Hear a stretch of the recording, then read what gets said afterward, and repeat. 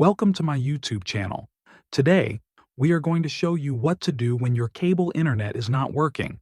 The first thing to check is the power source. Make sure modem has power, and also the cable wire is firmly plugged in.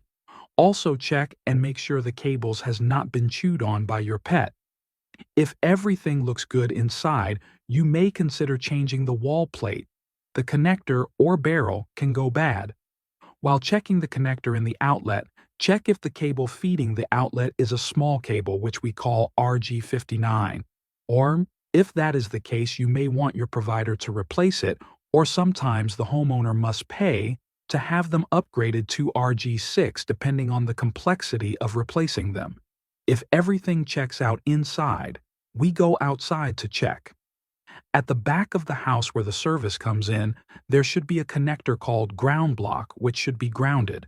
This connector sometimes goes bad and needs to be replaced.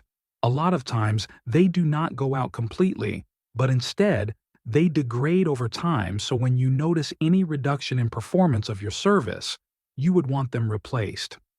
If everything is good at the ground block, the problem might be coming from the drop. If it's a long drop, then it should be a bigger cable called RG11. Otherwise, you have problems with RG6 or worst RG59. In most cases, technicians are not able to install the fittings correctly on RG11 cables, and it causes lots of problems. Sometime underground drop will come across the road, and there will be a barrel or connector right after the road that needs changing more frequently since they do go bad frequently.